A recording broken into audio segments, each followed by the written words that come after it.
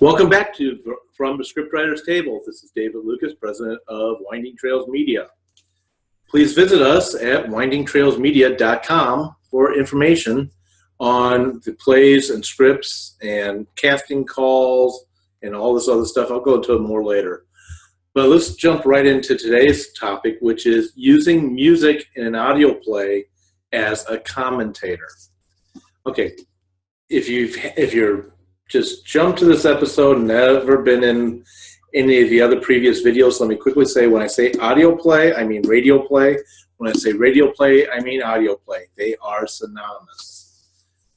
Let's talk about music, and this is what we've been talking about the last couple of days. Music as a commentator. Music is one of the trio. We talked about that in several episodes ago, and we'll be constantly talking about it off and on. The trio that separates audio dramas from every other media that's out there is sound effects, music, and dialogue. It is a media that is written strictly for the ear, and the ear is the tunnel to the mind. Music, we talked yesterday about using music as basically how to use music as action. Today we're going to talk about music as commentator. How do we do that? What is a commentator? If you've ever watched a Shakespearean play, and there's other ones out there, but I know more people have got a common ground having watched a Shakespeare theater play than me guessing at some other play you may have watched. Shakespeare has a character that appears ever so often in various plays that he calls chorus. Chorus is a concept from Greek theater, the Greek chorus. It walks around and commentates on things that are happening in the scenes or off the scene, and it tells the audience more about what is not being said more than what is being said. And that's what music does. Music can act as a commentator. And I'm going to give you a couple examples. These examples are going to come out of a book we've been using so far, which is called Handbook of Radio Writing by Eric Barnow. This book is out of print. You probably have to find it at a used bookstore or at your local library. And if you can't find it, don't worry. We're going to go through the book here piece by piece because it is the Bible of writing radio plays or audio plays. We are also going to cover other books on this topic as well, but this is the one we're starting off with. And I'm going to borrow straight from him, so I'm going to actually look down here and wait from you, which is something I would not normally do.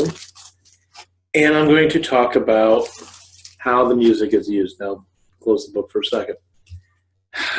Music as a commentator can sometimes tell the audience, yes, they really meant what they just said. Or they may have said something, but yeah, they're lying through their teeth to you. And how can that be done? Or, oh, this is a great moment in history. Boom, boom, boom. How do you do this? How do you write this in there? Well, I'm going to give you a couple of scenes. One is about a story about Carl. That's the character. And I'm going to read to you from the script, and I'm going to read to you how it's written with music in there. Carl. I'm going to get myself a good stiff drink.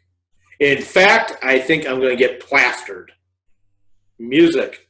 Crash in with mood. That's saying, yeah, he meant he's really going to get plastered down at the local bar. Okay, let's do something a little more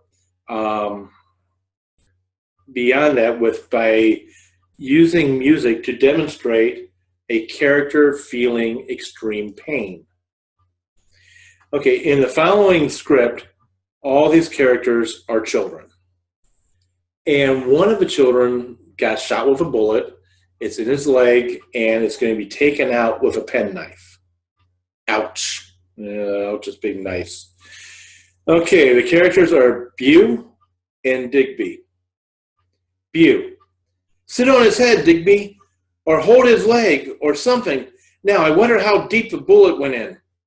Digby. Hold on, John. View. Ready? Music.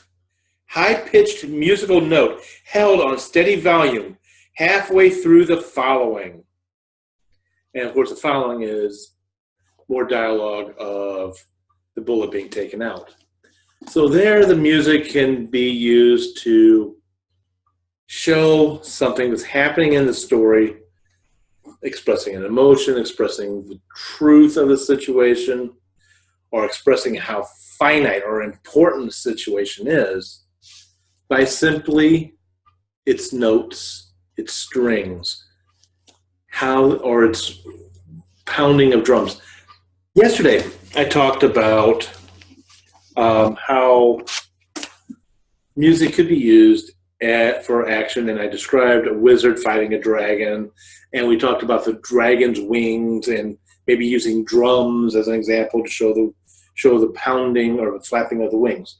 All right, let's take that for a second. Wizard fighting dragon, wizard cast spell, dragon is hurt, dragon is ticked off at this lowly little human wizard that dares to fight it. Okay, so we got the drumming. I'm going to use the book again. That's maybe how it's flying in. Okay, a little more angry. Now it's beating its wings harder. And I'm not a musician, so I'm pounding on a book instead of a drum. I'm hoping to cast across to you the concept of that sound, of that music being used now as not only as action, but as a commentator to it. So we're hearing the wings beat faster, but we're hearing beat harder or angrier at the scene. Okay, I'm going to stop that here. Tomorrow I'm going to talk about an experiment that you should do with music as you work on writing an audio play.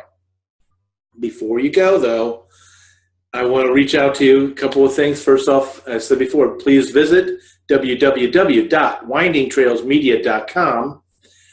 On there will be script calls, casting calls, plays eventually, which will start coming out in the fall of this year, 2016. We will also have monthly webinars or web courses for writers. One is absolutely free, and it's really not a web course. It's called a web course, but if you go to Web Course for Writers, you're going to see Script Writers Table. Choose that. Participation is limited. It will take you to PayPal. It will not charge you, and that's just inventory tracking to make sure I don't overbook this event. These events are for writers to bring their works to a table and talk about maybe areas where they're stuck, seeing ways they can improve on works, and talk with other writers using them as sounding boards on their writing.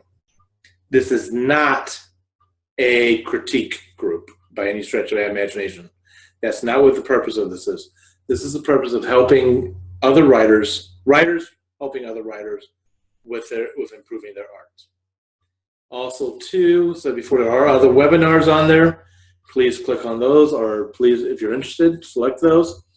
Finally, find us on Facebook and Tumblr. They are our workhorses on social media. And on those, why would you want to? Well, guess what?